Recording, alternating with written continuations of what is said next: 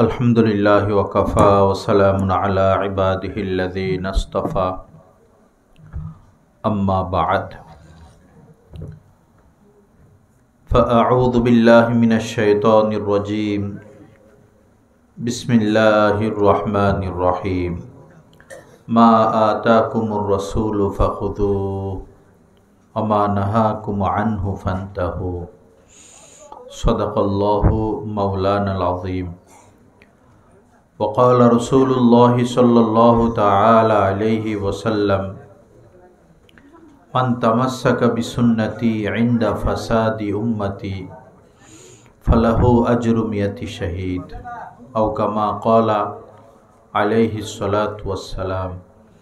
अल्लाहुम्मा सल्लि अला सय्यिदिना व मौलाना मुहम्मद व अला आलि सय्यिदिना व मौलाना मुहम्मद व बारिक वसल्लिम। আমরা এখানে যারা উপস্থিত হয়েছি আমি এবং আপনারা, আগে আমাদের নিজেদের মধ্যে পরিচয় হওয়া প্রয়োজন, পরিচয়ের মাধ্যমে মহব্বত হওয়া প্রয়োজন, ভক্তি বিশ্বাস লাগা প্রয়োজন। যখন আপনাদের প্রতি আমার ভালোবাসা লাগবে এবং আপনাদের অন্তরেও আমার প্রতি ভালোবাসা লাগবে, তখন আজকের এই মাহফিল সফল হবে। আমরা কিছু দিন নিয়ে বাড়িতে যেতে পারবো। এই তুমি ভিডিও করো বাবা, ওই যে ও না, আচ্ছা ঠিক আছে। কেউ এই দিনী মজলিসে ভিডিও করবেন না, নূর নষ্ট হয়ে যায়, বরকত চলে যায়। তা আমি আগে আমার পরিচয় দিচ্ছি। আমি একজন মুসলমান, আমার নাম তো জানেন। আমার রাজনৈতিক কোনো পরিচয় নাই, আমি কোনো দল করি না, এবং ধর্মীয় যে সমস্ত দল যেমন ওহাবি সুন্নি এই ধরনের কোনো দলের সাথেও আমার সম্পর্ক নাই। আমি সাধারণ একজন মুসলমান। তো আপনারা যারা এখানে বসা সবাই তো মুসলমান না?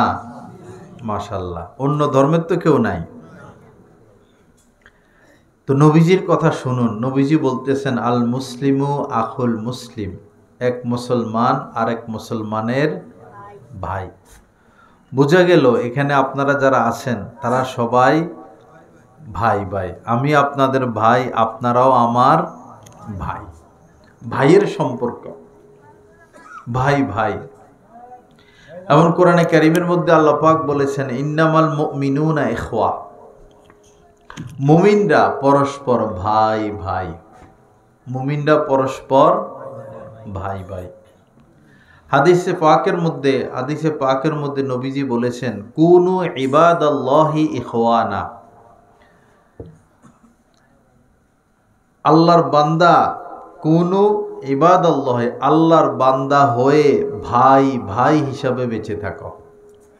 আল্লাহর বান্দা হয়ে ভাই ভাই হিসাবে বেঁচে থাকো। অন্য হাদিসে পাকের মধ্যে এসেছে আল খলকু ইয়ালুল্লাহ, আল খলকু ইয়ালুল্লাহ। আল্লাহ পাকের যত সৃষ্টি আছে, সৃষ্টি জগৎ, এই সৃষ্টি জগৎ পুরাটা মিলেই হচ্ছে আল্লাহ পাকের পরিবার। যেমন আপনার পরিবার আপনি, আপনার স্ত্রী, আপনার ছেলেরা, আপনার মেয়েরা, আপনার মা, আপনার বাবা নিয়ে আপনার পরিবার। আল্লাহরও পরিবার আছে। আল্লাহ পাকের পরিবার হলো তিনি যত কিছু সৃষ্টি করেছেন সব কিছু নিয়েই হচ্ছে আল্লাহ পাকের কি পরিবার। তার মানে বোঝা গেল যে আমরা সবাই আল্লাহর পরিবারের সদস্য। কি বলেন? আমাদের পরিচয় কি? আমরা সবাই এক পরিবারের সন্তান, আমরা সবাই এক পরিবারের লোক। অতএব আমাদের মধ্যে কোনো দূরত্ব রাখা ঠিক হবে না। আরেকটা হলো, দেখুন আমাদের বাবার নাম কি? হযরতে আদম। আমাদের আম্মা জানের নাম কি? হযরতে হাওয়া। বুঝা গেল আমরা একই পিতার সন্তান, একই মায়ের সন্তান। ঠিক কিনা কথা? এখন দূরত্ব দূর হয়েছে, আমাদের নিজেদের মধ্যে দূরত্ব দূর হয়েছে তো? আমরা পরস্পর ভাই ভাই তো? একই পরিবারের সন্তান তো, একই মায়ের সন্তান তো, একই বাবার সন্তান তো। এখন তাহলে কথা সামনে বাড়ি, কি বলেন ইনশাআল্লাহ? আমার কথা বুঝেন নাই?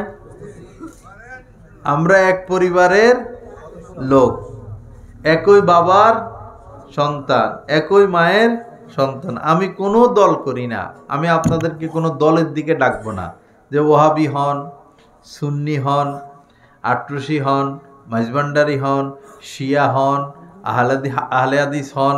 আমি কোনো দল করি না, কোনো দলের বিরোধিতা আমি করি না। আমি সকল মুসলমান ভাইদেরকে দিনের দিকে ডাকি, দিনের দাওয়াত দেই। আল্লাহ আমাদের সবাইকে কবুল করেন। লা ইলাহা ইল্লাল্লাহ, লা ইলাহা ইল্লাল্লাহ, লা ইলাহা ইল্লাল্লাহ।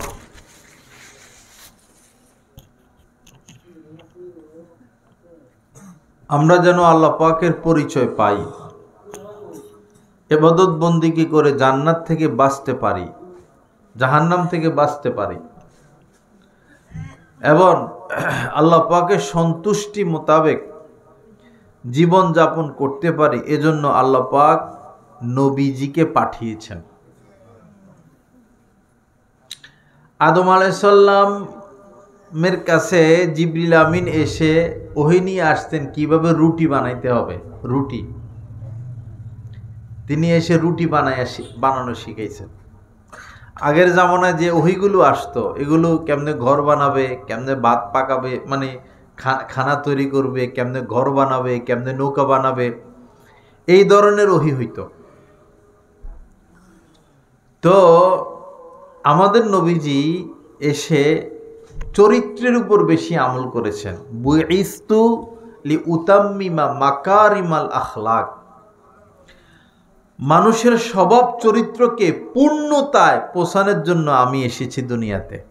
আমাদের যে স্বভাব চরিত্র, আখলাকের পূর্ণতা সমাজের মধ্যে বাস্তবায়নের জন্য নবীজি দুনিয়াতে এসেছেন। আখলাকের পূর্ণতা বাস্তবায়নের জন্য, চরিত্রের পূর্ণতা বাস্তবায়নের জন্য। কেমন চরিত্র?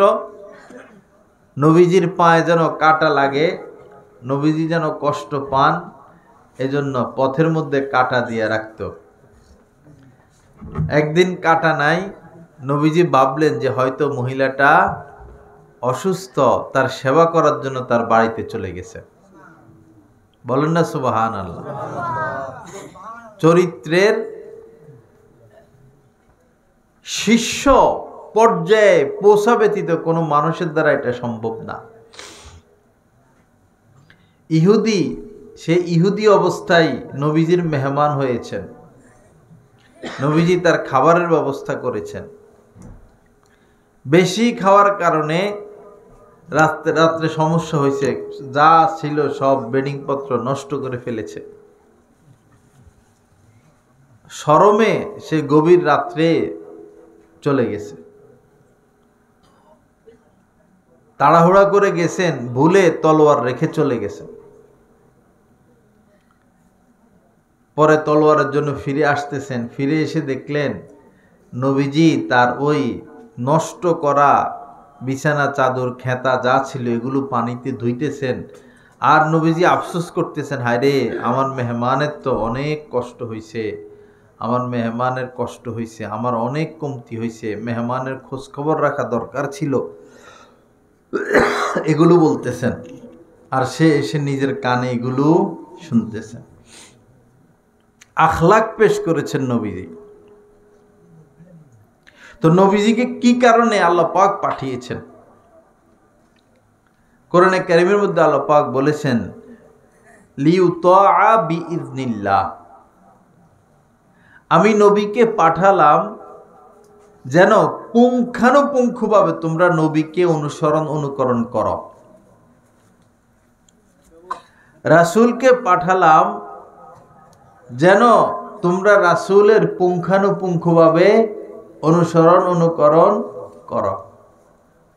তিনি যেভাবে ঘুমাতেন সেভাবে ঘুমাইবা, যেভাবে বসতেন সেভাবে বসবা, যেভাবে খাইতেন সেভাবে খাইবা, যেভাবে নামাজ পড়তেন সেভাবে নামাজ পড়বা, যেভাবে বেচাকিনা করতেন সেভাবে বেচাকিনা করবা, যেভাবে বিবাহ করেছেন সেভাবে বিবাহ করবা, যেভাবে বিবাহ দিয়েছেন সেভাবে বিবাহ দিবা, যেভাবে তার জীবন চক্র যেমন ছিল তোমাদের জীবন চক্র যেন হুবহু তেমন হয়, এজন্যই আমি নবীকে পাঠিয়েছি। নবীর অনুসরণ, নবীর অনুকরণ।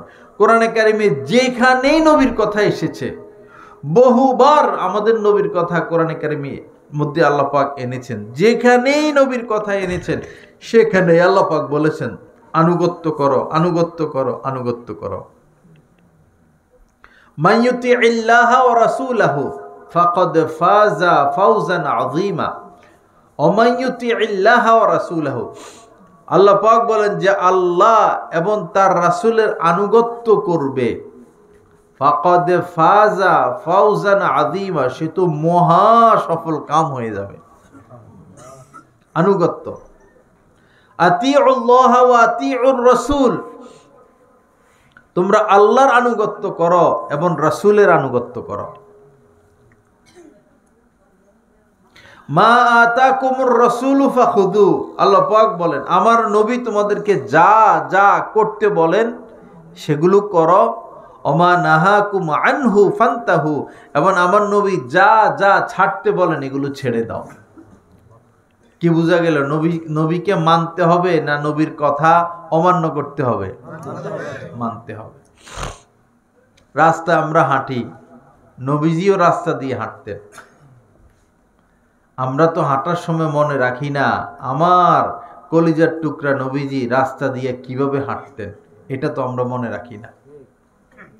যখন এটা মনে রাখবো এবং নবীজির হাঁটার মতো হাঁটবো, তখন আমাদের এই হাঁটাটাও ইবাদত, তখন এই হাঁটা, এই ইবাদত আল্লাহ পাক কবুল করে নিবে। সর্বক্ষেত্রে নবীর অনুসরণ অনুকরণ, সর্বক্ষেত্রে। দেখুন আমি একটা হাদিস শুনাই, আম্মা জান আয়েশা সিদ্দিকা রাদিয়াল্লাহু তাআলা আনহা থেকে বর্ণিত। তিনজন ব্যক্তি আসছেন ওনাদের কাছে, পর্দা করতেন। এই তিনজনের উদ্দেশ্য ছিল নবীজি রাতের বেলায় কি আমল করেন সেটা জানা। কারণ সারাদিন কি আমল করেন এটা তো সবাই দেখে, রাতের বেলায় তো ঘরে থাকেন, কি আমল করেন সবাই জানে না। এই তিনজনের উদ্দেশ্য হলো নবীজি রাতের বেলা কি আমল করেন এটা জানবেন এবং সে অনুযায়ী আমল করবেন। তো সকল আম্মাজানদের ঘরে গেছেন, পর্দার সাথে পর্দা করে তাদের থেকে খোঁজ খবর নিছেন কি আমল করেন।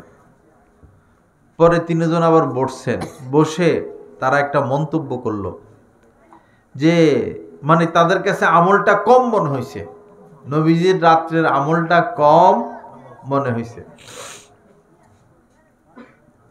পরে তারা বসে চিন্তা করলো যে উনি তো নবী, উনার সাথে আমাদেরকে তুলনা করলে তো হবে না। উনি তো নবী, উনার সাথে আমাদের তুলনা করলে হবে না। চলো, একজনই নিয়ত করলো আমি জীবনে কোনো দিন আর ঘুমাবো না, সারা রাত ইবাদত করে জিন্দেগি কাটিয়ে দিব। প্রথম জন।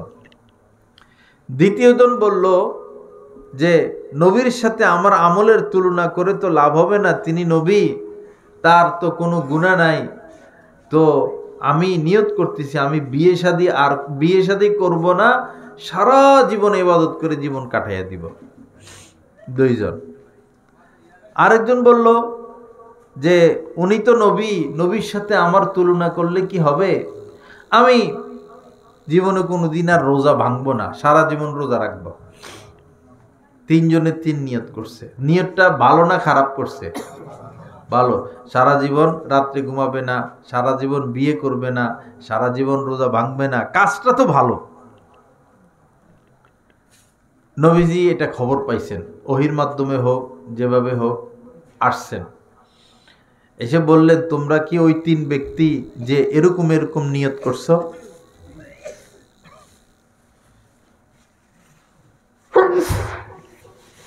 যে সারা জীবনে বিয়ে করবা না, রাত্রে ঘুমাইবা না, রোজা ভাঙবা না।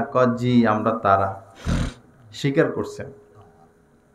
পরে নবীজি বললেন, দেখো,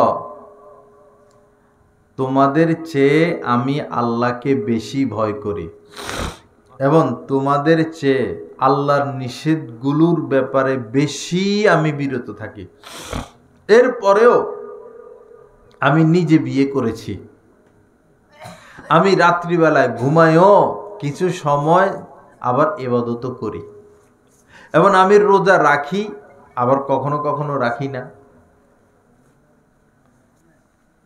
এরপরে নবীজি বললেন, শুনো, মান রাগিবা আন সুন্নতি ফালাইসা মিন্নি, যে আমার সুন্নত মোতাবেক চলবে না, আমার সুন্নত থেকে বিমুখ থাকবে, সে আমার দলভুক্ত না। আমার দলভুক্ত হতে হলে আমার সুন্নতকে পুঙ্খানুপুঙ্খভাবে আমল করতে হবে। আল্লাহ পাক আমাদেরকে আমলের তৌফিক দান করেন। দেখেন, আমরা জানি আসরের নামাজ আদায়ের পর মাগরিব পর্যন্ত আর কোনো নামাজ নাই।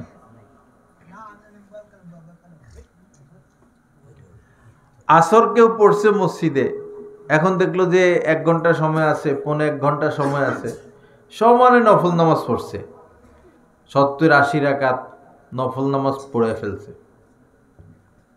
সে কোনো সওয়াব পাবে? কেননা আসরের পরে নবীজি এরকম নামাজ পড়েন নাই, পড়তে বলেনও নাই, বরং নিষেধ করেছেন।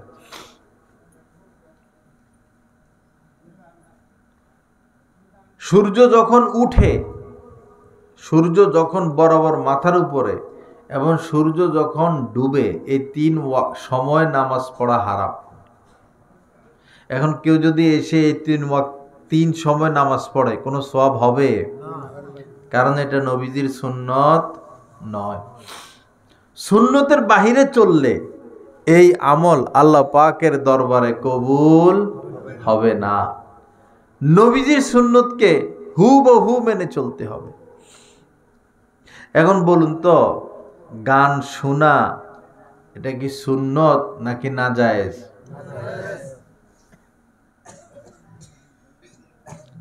তো যদি নবীর প্রেম আমার ভিতরে থাকে, আমি যদি নবীর সুপারিশ কামনা করি, তাহলে গান শোনা বাড়াবো নাকি ছেড়ে দিব? কি বলেন? ছেড়ে দিব নাকি গান শোনা আরো বাড়াবো?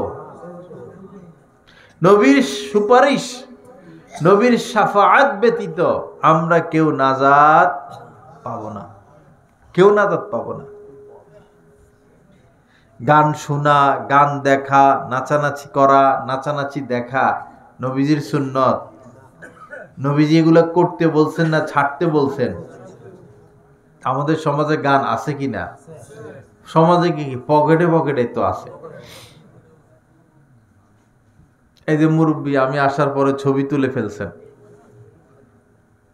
তো নবীজি তো বলছেন কুল্লু মুসাফিরিন ফিন্নার, যারা ছবি তুলবে তারা জাহান্নামে যাবে।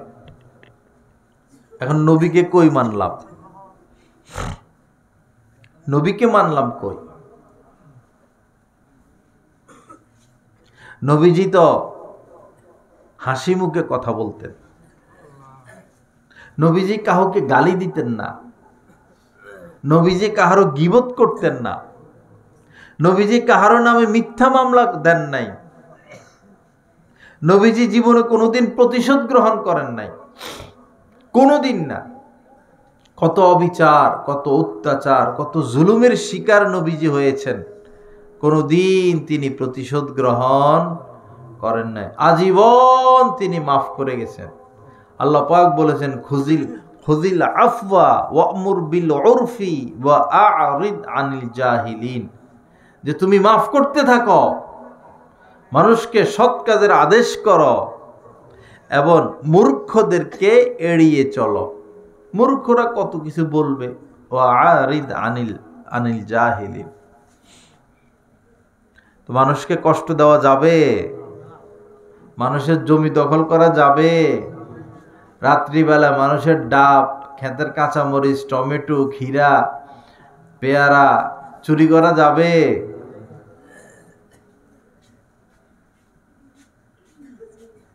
বাবা, নবীর মহব্বত, নবীর আনুগত্য। মহব্বত ওই সময় প্রমাণিত হবে যখন আমার মধ্যে নবীর আনুগত্য থাকবে। আপনি বলতেছেন যে আমি এই শেখ মুজিবুর রহমানকে মহব্বত করি, শেখ হাসিনাকে মহব্বত করি, তাদের জন্য জীবন দিয়ে দিব, আমি তাদের দলের লোক, কিন্তু ভোটটা দিছেন যাইয়া ধানের শীষে। আপনার এই দাবি সত্য না মিথ্যা?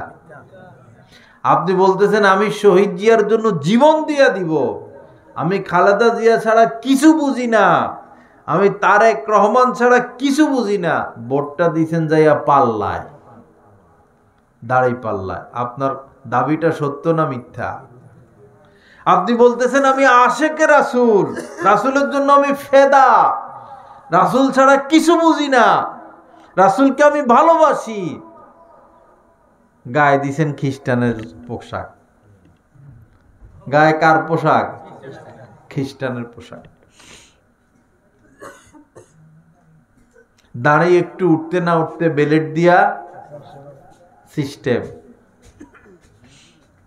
ব্যাংকের থেকে লোন, সিসি, এনজিও থেকে লোন, রাস্তাঘাটে মহিলারা হাইটে গেলে তাকাইয়া থাকি, মোবাইলে খারাপ ছবি দেখি, মেয়ে পর্দা করে না, স্ত্রী পর্দা করে না, ঘরের মধ্যে সারাদিন গান বাজনা। এটাকে নবীর মহব্বতের আলামত নাকি নবীর সাথে দূরত্বের আলামত? দূরত্বের আলামত।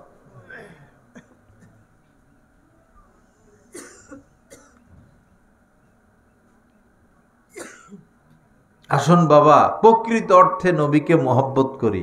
নবীকে মহব্বত মানেই নবীর আনুগত্য। জান্নাতে যেতে হলে শুধু মহব্বত যথেষ্ট নয়, নবীর আনুগত্যও করতে হবে। শুধু মহব্বত যথেষ্ট নয়, মহব্বতও লাগবে, আনুগত্যও লাগবে, আনুগত্যও লাগবে, মহব্বতও লাগবে। এর আনুগত্য কি? নবীজি যখন রাত্রে ঘরে ঢুকতেন, ঘরওয়ালারা ঘুমে আস্তে আস্তে ঘরে ঢুকতেন, যেন কাহারও ঘুম না ভাঙে, কষ্ট দিতেন না। আবার কোনো কারণে ঘর থেকে বের হবেন, ঘুমে আস্তে বের হতেন, কাহারও ঘুমে কষ্ট দিতেন না। নবীজি জীবনে কোনোদিন কাউকে কষ্ট দেন নাই। চা থাকলে আদা দিয়ে চা। নবীজি জীবনে কোনোদিন কাউকে কষ্ট, জীবনে কোনোদিন কাউকে একটা থাপ্পড় দেন নাই, একটা কিল দেন নাই, বেত দিয়ে একটা বাড়ি দেন নাই, কাউকে একটা ধাক্কা দেন নাই, কাউকে একটা গালি দেন নাই। আম্মাজান আয়েশা সিদ্দিকা রাদিয়াল্লাহু তাআলা আনহা বলেছেন, নবীজি জীবনে কোনোদিন তার স্ত্রীদের গায়ে হাত তোলেন নাই, কোনো খাদেমের গায়ে হাত তোলেন নাই। কোথায় নবীর আদর্শ আমাদের মধ্যে? আমরা তো আমাদের সন্তানকে সারাদিন মারি, মহিলারা এমন মাইর দেয় বাচ্চারে, দেখলে মনে হয় না যে এই মহিলার এই সন্তান। আবার মাদ্রাসায় যদি হুজুরে বেত দিয়ে বাড়ি একটা দেয়, বা স্কুলে সারে বাড়ি একটা দেয়, দিল কেন আমার পোলারে বাড়ি, পড়াবো না আর, মামলা করবো যাইয়া। আর নিজে যখন পিটায় তখন সেটার আর কি নাই, কোনো মামলা নাই। বাবা, নবীর আদর্শ গ্রহণ করি, নবীর আদর্শ। এই পরিমাণ নফল নামাজ নবীজি পড়তেন, এই পরিমাণ যে পা মোবারক ফুলে যাইত দাঁড়াইয়া থাকতে থাকতে। জীবনে এমন নামাজ পড়ছি আমরা, ফরজই তো পড়ি না, নফল পড়তে পড়তে রাত্রিবেলায় নামাজে দাঁড়িয়ে থাকতে থাকতে এই পরিমাণ দাঁড়াইতেন যে পা ফুলে যাইত। সেই নবীর উম্মত আমরা, ফরজে তো পড়ি না। নবীজি কি তার স্ত্রীদেরকে পরপুরুষের সামনে যাইতে দিতেন না? তারা পর্দা করত? কি বলেন আপনারা? পর্দা করতো কি না? পর্দা করত। একদিন হযরতে উম্মে সালামা রাদিয়াল্লাহু তাআলা আনহা, আরো কে কে যেন ছিলেন, নবীজির স্ত্রী আমাদের আম্মা জান বসা। তো একজন অন্ধ সাহাবী আসতেছে। তো নবীজি বললেন যে তোমরা ঘরে চলে যাও। আম্মা জানরা বললেন যে আমরা চুপচাপ বসে থাকবো, উনি তো আমাদেরকে দেখবে না, কারণ তিনি অন্ধ। দেখুন, নবীজি বললেন সে অন্ধ, সে তোমাদেরকে দেখবে না, তোমরা কি অন্ধ, তোমরা কি তাকে দেখবা না? নারীরা নিজেরা পরপুরুষের সামনে যাবে না এবং পরপুরুষকে তারা দেখতে পারবে না। আমরা কোনো পর নারীকে দেখতে পারবো না। একজন হক্কানি পীর, উনি হক্কানি পীর, উনি কামেল পীর, উনি মাকবুল পীর, যিনি হুবহু অথবা যিনি সুন্নতের উপর বেশিরভাগ চলার চেষ্টা করেন, যার মধ্যে সুন্নত যত বেশি তিনি তত বড় কামেল পীর। এখন তো পীরেরা হাতের মধ্যে হাত দিয়ে মহিলাদের বায়াত করে। বৈরবে এমন পীর আসে, এই মহিলারা আপনারা যেভাবে বসছেন এভাবে বসে, মুখ খোলা, পিশাব বয়ান করতেছে।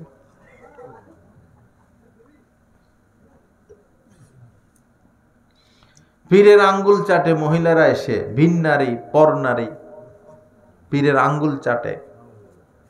হক্কানি পীর? হক্কানি পীর তো ভিন নারীর সামনে যাবে না, হক্কানি পীর তো ভিন নারীকে তার সামনে আসতে দিবে না। হক্কানি পীর তো জীবনে কোনোদিন কোনো ভিন নারীর দিকে তাকাতে পারবে না, স্পর্শ করতে পারবে না।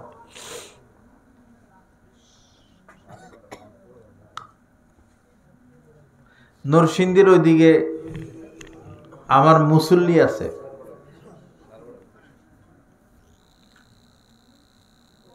তো পুরুষ জুমা বয়ান শুনে, মহিলা মাঝে মধ্যে আমাদের বাসায় এসে সরাসরি বয়ান শুনে।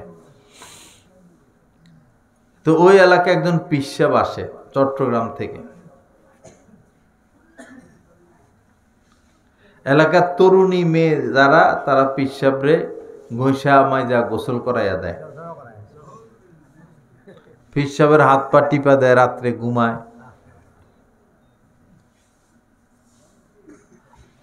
এই মহিলা পর্দা করে, ওই তার সামনে যায় না। এখন অন্য মহিলারা এর বিরুদ্ধে লাগছে যে এরে বাড়ির থেকে বাইর করতে হবে, এ আল্লাহ খোদা মানে না। এ কি মানে না? আল্লাহ খোদা মানে না। পিশাবরে কি জন্য ঘষা মাইজা গোসল করায় দেয় না, হাত পা টিপা দেয় না।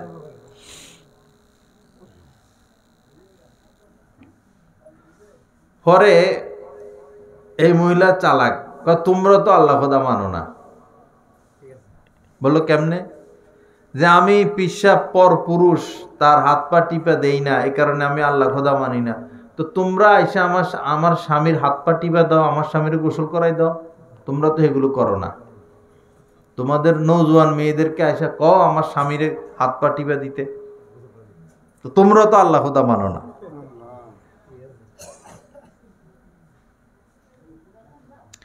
এই যে আমাদের জগন্নাথপুর ভৈরবের ভিতরে এলাকা না,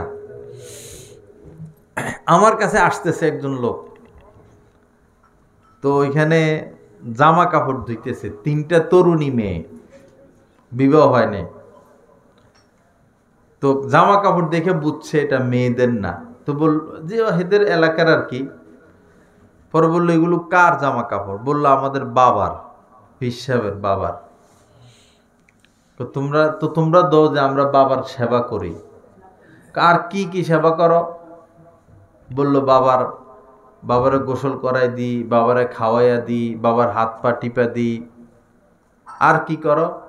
কয় রাত্রে বাবার সাথে আমরা থাকি। পরে বললো তো তোমাকে মা নাই? বাবার সাথে থাকে না, মা তো বুড়ো হয়ে গেছে, মা অন্য জায়গায় ঘুমায়, আমরা বাবার সেবায় বাবার সাথে থাকি। এটা কি হক্কানি পীর? কি পীর এটা? হক্কানি পীর? কন্যা এ পাশের থেকে কন্যা। যে পীর নারীর সাথে পর্দা করে না সে কোনোদিন হক্কানি হতে পারে না। হক্কানি পীরের কিছু আলামত আছে,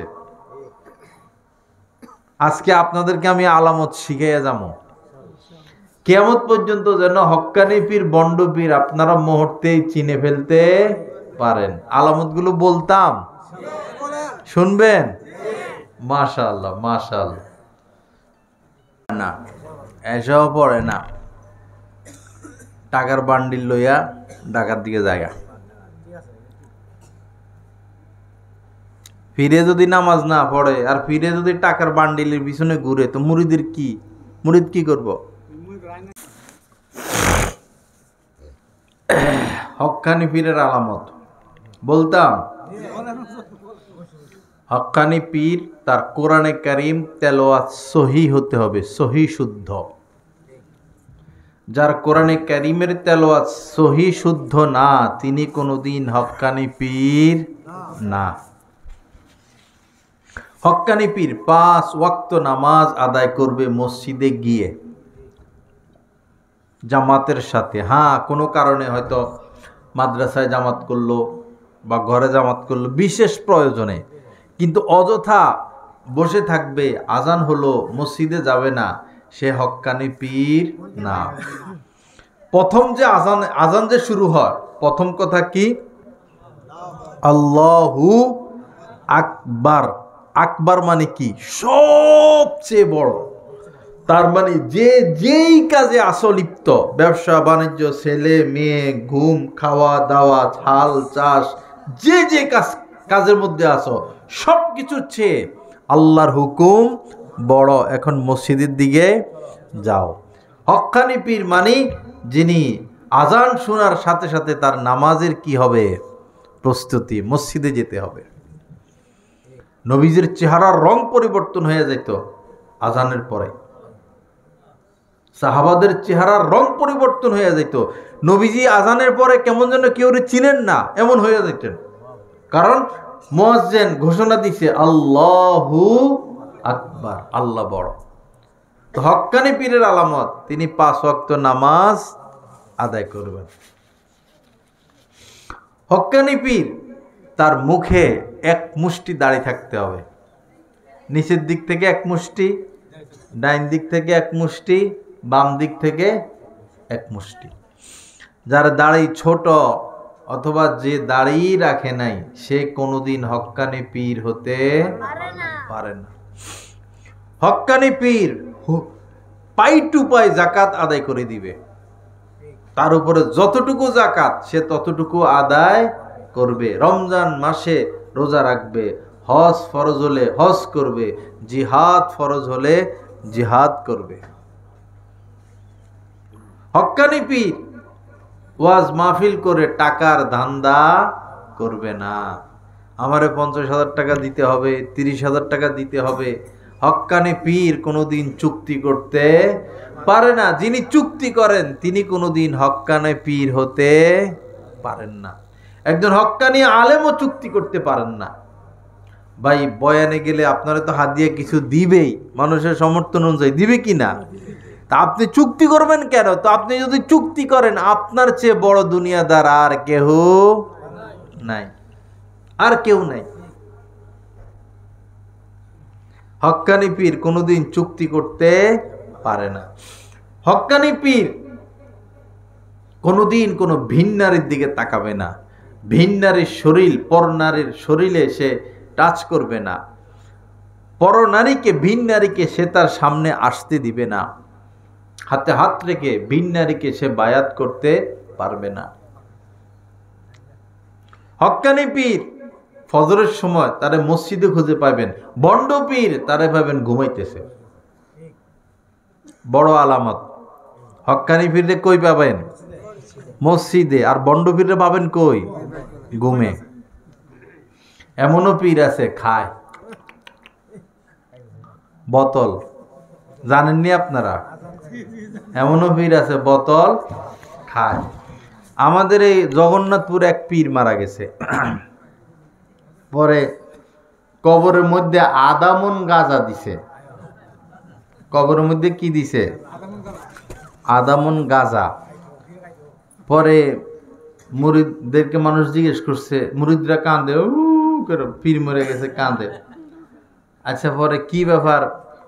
যা হোক পীরের জন্য একটা কিছু তো আমরা করে দিতে পারছি, একটা কিছু শেষমেশ যতটুকু আমাদের সম্ভব একটা কিছু তো পীরের জন্য করছি, আর কি করবো। কি করছো? কয় আদামন গাঁজা, অরিজিনাল আদামন গাঁজা পীরের কবরে দিয়ে দিছে। খুশির সাথে বলে কিছু করতে না পারি আর না পারি, পীরের জন্য শেষমেশ একটা কাজ করছি। কি করছি? আদামন গাঁজা দিছি। পরে বললো তো গাঁজা দিছো কি জন্য ভাই? কয় জানেন না, আমাদের পীরের সবচেয়ে প্রিয় জিনিস ছিল গাঁজা খাওয়া। কি খাওয়া প্রিয় ছিল? গাঁজা খাওয়া। এই যে জাফরনগরের সাইডে নদী আছে, তো ওই এলাকার মানুষ আমার বলছে, হুজুর অনেক সময় বড় বড় বাবারা যায়, পিসাবরা যায়, নদী দিয়ে নৌকা নিয়ে যায়, এই পাড় পর্যন্ত গাঁজার গন্ধ আসে। যে গাঁজা যত বেশি টানতে পারে সে হলো তত বড় বাবা। আল্লাহ হেফাজত করেন। হক্কানি পীর গাঁজা খাবে, সিগারেট খাবে, মদ খাবে, দাড়ি শেভ করবে, ব্যাংকের থেকে সিসি নিবে, সুদ খাবে। ইদা রুউ যুকিরাল্লাহ, নবীজি বলেছেন, যাকে দেখলে আল্লাহর কথা মনে পড়ে, যার বয়ান শুনলে মন গলে, যার সোহবতে গেলে দুনিয়া ছাড়তে মন চায়, তিনি হচ্ছেন কে? হক্কানি পীর। হক্কানি পীর গান গাইবে না, নাচবে না, বাজনা বাজাবে না, গান দেখবে না, তার খানকায় কোনো গান বাজনা হবে না। হক্কানি পীর টাকার দান্দা করবে না। বিভিন্ন পীর আছে জুয়ার আসর বসে, বাৎসরিক বসে কিনা? বসে। নারী পাওয়া যায়, খারাপ নারী। হক্কানি পীর এগুলো থেকে কি থাকবেন? বিরত থাকবেন। কালিকা প্রসাদ একজন আছে, মারা গেছেন, পরে তার ছবি নেটেও আছে, তার মাজারেও ঝুলানো আছে এখনো, ল্যাংটা। উনি কি ল্যাংটা। একদিন আমি মাদ্রাসা থেকে বাইরে এসে দেখলাম পোস্টার, যে বাস যাবে ল্যাংটা বাবার দরবার। পরে পোস্টারের দিকে তাকা, চোখ পড়ে না, দেখলাম আসলে ল্যাংটা বেড়া। নাউজুবিল্লাহ, সাথে সাথে চোখ ফিরে নিয়ে আসি। এই ল্যাংটা বেড়ার দিকে তাকানো জায়েজ হবে? হে হয়ে গেছে কি পিসাব। আল্লাহ সহি বুঝ দান করেন। আল্লাহ পাক আমাদেরকে হক্কানি পীর চিনার তৌফিক দান করেন। হযরতে সালমান ফারিসি অনেক লম্বা হায়াত তিনি পাইছেন, জায়গায় জায়গায় ঘুরছেন শেষ জামানার নবীর সন্ধানে, জায়গায় জায়গায় গেছেন, বহুবার তাকে বিক্রি করা হয়েছে, তিনি গোলাম হয়ে গেছেন, তাকে আবার বিক্রি করা হয়েছে, আরেক পার্টির তিনি গোলাম হয়েছেন। ইহুদিদের বড় বড় আলেমদের কাছে, পণ্ডিতদের কাছে তিনি গেছেন শেষ জামানার নবীর সন্ধানের জন্য। খ্রিস্টানদের বড় বড় পাদ্রীদের কাছে গেছেন শেষ জামানার নবীর সন্ধানের জন্য। দীর্ঘদিন খেদমত করছেন।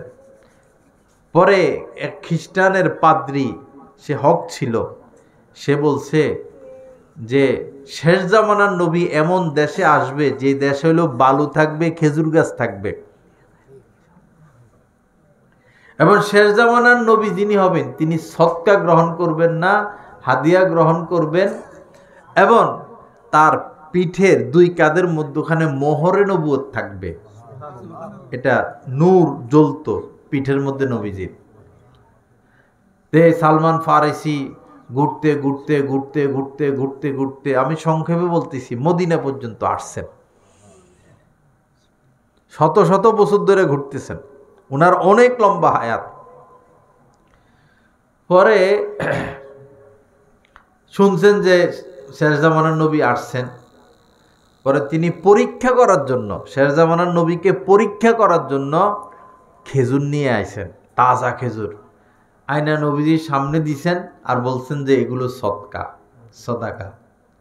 নবীজি বললেন যে আমি সদকা খাই না। মিলে গেছে কিনা? দ্বিতীয় পরীক্ষা, তিনি হাদিয়া গ্রহণ করবেন। পরের দিন সালমান ফারিসি আবার আসছেন, আয়সা কিছু খেজুর দিছেন, সামনে বললেন ইয়া রাসূলুল্লাহ আপনার জন্য হাদিয়া। নবীজি এটা গ্রহণ করছেন, নিজে খাইছেন, সাহাবাদেরকে বলছেন আসো আসো খাও খাও। 3 নম্বর ছিল নবীজির কাঁধে মোহরে নবুয়ত। এটা কেউ কেউ বলছেন পাখির ডিমের মতো ছোট, নূর চমকাইতো এখানে। তো নবীজি এটা ঢাইকে রাখতেন, দেখাইতেন না। জামা পরলে জামার নিচে থাকতো, চাদর পরলে চাদর নিচে থাকতো। যেদিন নবীজি দুনিয়া থেকে বিদায় নেন ওই দিন মোহরে নবুয়ত চলে গেছে।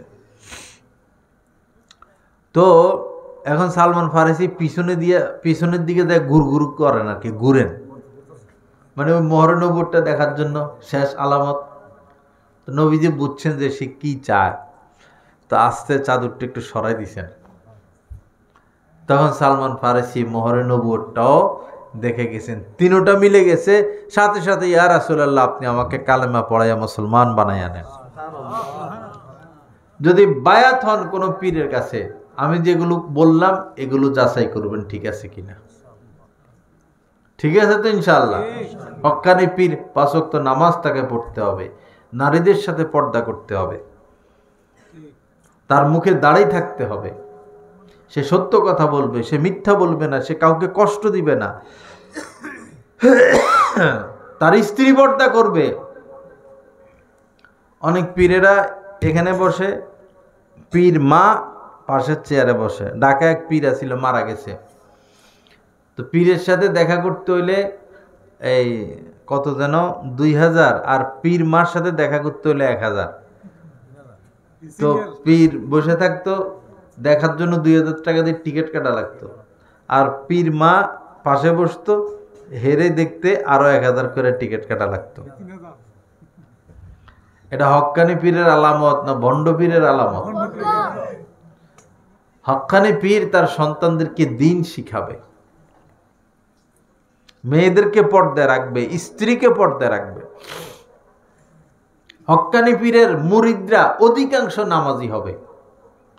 হক্কানি পীরের মুরিদরা অধিকাংশ নামাজি হবে। কম সংখ্যক থাকতে পারে বেনামাজি, কিন্তু অধিকাংশ কি হবে? নামাজি হবে। যে পীরের অধিকাংশ মুরিদ নামাজি, দিনদার, সেই পীরও কি? হক্কানি পীর। আল্লাহ পাক সহি বুঝ দান করেন, হক্কানি পীর চিনার তৌফিক দান করেন, হক্কানি পীরদের সোহবতে আসা যাওয়ার তৌফিক দান করেন। যাই হোক বাবারা, এদিক সেদিক অনেক কথা বলে ফেললাম। এখন আসুন, নবীজির সুন্নত মানা ব্যতীত আমাদের কোনো উপায় নাই। সুন্নত মোতাবেক চলতে হবে। বাবা গোসল করব আমরা, গোসল ইহুদিরাও করে, গোসল খ্রিস্টানরাও করে, গোসল হিন্দুরাও করে, গোসল ইংরেজরাও করে, আমরাও গোসল করি। আমাদের গোসল হবে হিন্দুদের মতো, খ্রিস্টানদের মতো, বৌদ্ধদের মতো? কার মতো? নবীজির মতো।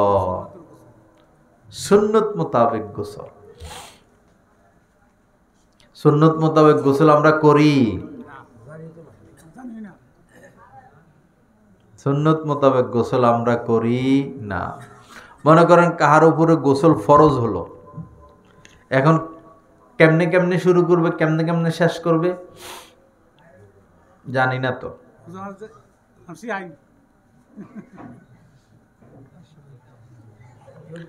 যদি কার উপরে গোসল ফরজ হয়, সে বাথরুমে যাবে, গিয়া প্রথম যে কাজ সে ইস্তেঞ্জা করবে, প্রস্রাবের প্রয়োজন হলে প্রস্রাব করবে, পায়খানার প্রয়োজন হলে পায়খানা করবে।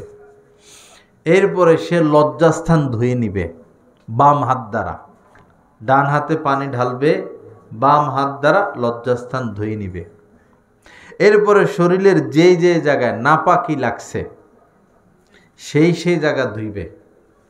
কাপড়ের যেই জায়গায় নাপাকি লেগেছে সেই জায়গা ধুইবে। এখন মনে করেন কাপড়ে বিক্ষিপ্তভাবে নাপাকি লাগছে, এখানেও লাগছে সেখানেও লাগছে, কয় জায়গা ধুইবে? তখন ওই কাপড় পরে আর গোসল না করা। কারণ নাপাক কাপড় পরে আপনি যত পানি ডালেন পরে ওই নাপাকটা তো আবার শরীরে লাগতেছে। এই জন্য নাপাক কাপড়টা খুলে ফেলা, খুলে অন্তত একটা গামছা পরা বা পাক একটা লুঙ্গি পরা, একদম উলঙ্গ হয়ে গোসল না করা, একদম উলঙ্গ হয়ে গোসল না করা। কারণ আল্লাহ তো দেখতেছেন, আল্লাহ দেখতেছেন না? হ্যাঁ, যদি এমন হয় এই কাপড়ে বেশি নাপাকি, এখন এই কাপড় পরে গোসল করলে নাপাক আরো বাড়ার সম্ভাবনা, তখন উলঙ্গ হয়ে গোসল করা জায়েজ, কিন্তু ক্যাবলার দিকে না ফিরা, ক্যাবলার দিকে না ফিরা। এবং পর্দা থাকতে হবে, শহরের বাথরুমগুলো যেভাবে বানানো হয় এরকম হইতে হবে।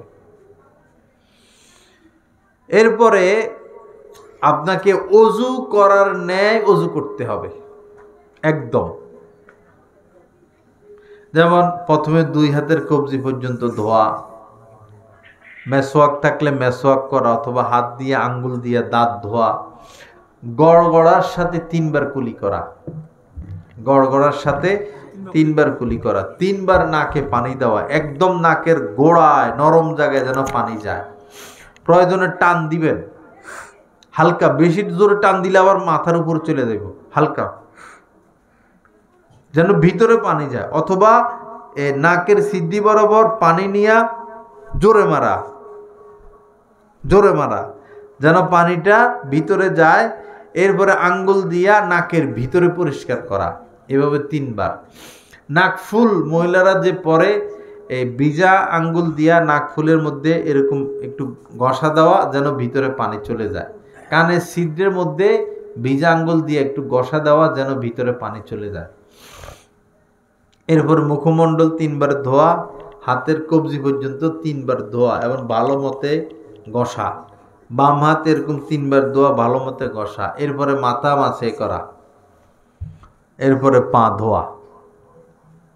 এরপরে 3 বার মাথায় পানি দেওয়া প্রথমে, এরপরে ডাইন বাহুতে 3 বার পানি দেওয়া, বাম বাহুতে 3 বার পানি দেওয়া, পুরো শরীরে যেন পানি পৌঁছায়। নখ বড় থাকলে নখের চিপা চাপা যেন পানি পৌঁছায়। শরীরের সকল যা এক চুল যদি শুকনো থাকে তাহলে তার গোসল হবে না, পুরা শরীর পানি পৌঁছানো। এইভাবে যদি গোসল করি তাহলে গোসলটা কি হবে? সুন্নত মোতাবেক হবে। আর যদি অজু না করেন, সময় কম, অজু না করেন, আগেরগুলো ঠিক রেখা যদি অজু না করেন তাহলে 3 বার আলাদা কুলি করতে হবে গড়গড়া সহ, এবং 3 বার নাকে পানি দিতে হবে যদি অজু না করেন। কারণ গোসলের মধ্যে 3টা ফরজ, এই 3টা মানতেই হবে। 3টা ফরজ, 3 বার কুলি করা গড়গড়া সহ, 3 বার নাকে পানি দেওয়া, পুরো শরীরে পানি পৌঁছানো। মনে থাকবে তো ইনশাআল্লাহ? আজকে থেকে এই নিয়মে গোসল করব তো ইনশাআল্লাহ। এখানে গুরুত্বপূর্ণ বিষয় হলো, অনেকে আছে দাড়িতে চুলে খেজাব লাগায়। তো খেজাব যদি মোটা আবরণ বিশিষ্ট হয়, মোটা, মিন্দি লাগাইলে অসুবিধা নাই, মোটা আবরণ বিশিষ্ট যদি হয়, বেশি কালা করে দাড়ি চুল, সেগুলো যদি চুলে লাগান, দাড়িতে লাগান, আর আবরণ মোটা হয়, তাহলে চুলে তো পানি পুষলো না, উপরে খেজাব, দাড়িতে পানি পুষলো না। পাতলাটা হলে ঠিক আছে। আরেকটা হলো মেয়েরা হাতের মধ্যে নেল পালিশ পরে, মিন্দি লাগালে অসুবিধা না, নেল পালিশ মোটা, এই নেল পালিশ উঠানোর আগ পর্যন্ত এই মেয়েরা, মহিলারা কখনো পাক হবে না, নাপাক। যে নারী নাপাক তার গর্ভের থেকে কি নেক সন্তান হতে পারে? সে তো পাকই হতে পারে না। আল্লাহ পাক সহি বুঝ দান করেন। আল্লাহ পাক কোরআন সুন্নাহ মোতাবেক আমাদেরকে চলার তৌফিক দান করেন। তো যাই হোক ভাইরা, লম্বা আলোচনা আপনাদের সাথে হলো। আসুন আমরা সুন্নত জিন্দা করি, রাস্তা দিয়া যখন হাঁটবো ডাইন পাশ দিয়া না বাম পাশ দিয়া? ডান পাশ। রাস্তা দিয়ে হাঁটার সময় আকাশের দিকে তাকাবো না ডাইনে না বামে না নিচে? নিচে। মানুষের মহিলা যাইতেছে, মেয়েরা যাইতেছে, এদেরকে ভালো মতো তাকায় তাকায় দেখমু এরকম জায়েজ আছে তাকানো? না, জানি জায়েজ নাই, এরপরও কে রে, কার মেয়ে রে, আরে এটারে দেখি নতুন, ও অমুকে বিয়ে করছে, বউ, আরে বউটা তো সুন্দর আছে, নাউজুবিল্লাহ। এটা মুমিনের কাম, মুসলমানের কাম। ভিন নারীর দিকে কখনো দেখা যাবে না, রাস্তাঘাটেও দেখা যাবে না, মোবাইলেও দেখা যাবে না, পোস্টারেও দেখা যাবে না, টেলিভিশনেও দেখা যাবে না।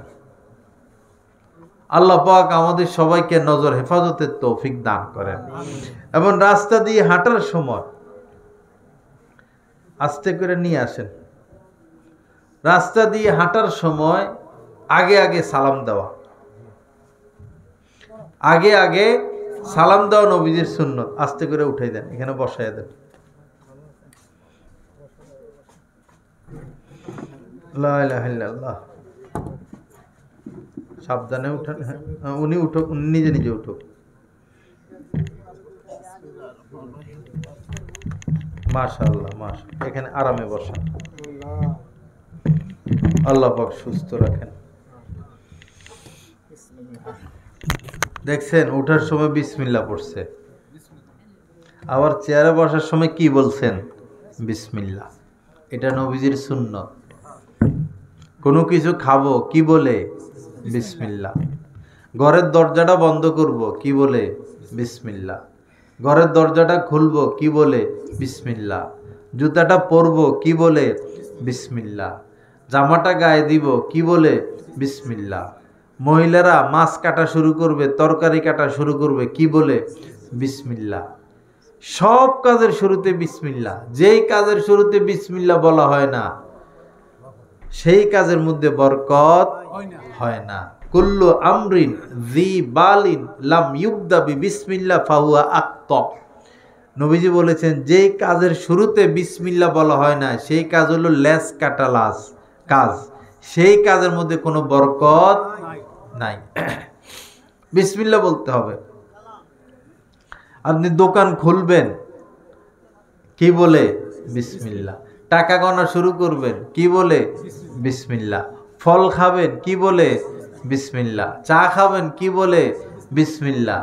কফি খাবেন, পান তো খানোর জিনিস না, পান খাইতে বিসমিল্লাহ বলতে খুব কম দেখা যায়, খুব কম বিসমিল্লাহ বলে না।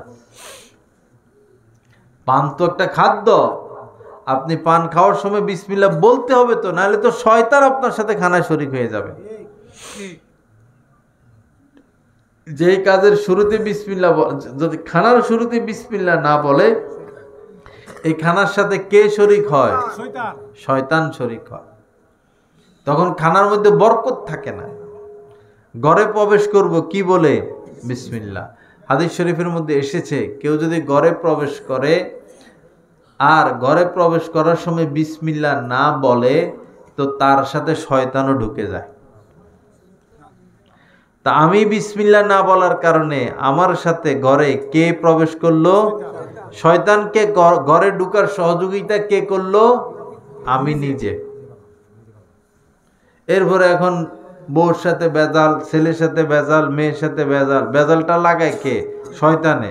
শয়তানটা ঘরে ঢুকাইছে কে? আমি।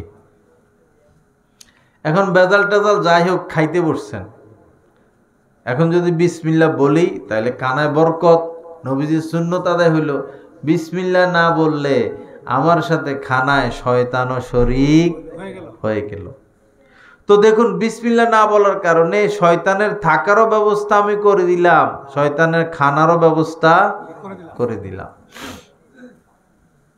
আল্লাহ পাক জাল্লে জালালু আমাদেরকে সুন্নত জিন্দা করার তৌফিক দান করেন। এজন্য আমার ভাইরা, আজকে এই বিষয়ে শুধু আলোচনা করলাম। সকল কাজে কর্মে আমরা নবীজিকে অনুসরণ করব, নবীজির সুন্নত জিন্দা করব। মান আহিয়া সুন্নতি, নবীজি বলেছেন, যে ব্যক্তি সারা জীবন ভর আমার সুন্নত জিন্দা করবে, ফাকাদ আহাব্বানি, সেই তো আমাকে মহব্বত করলো।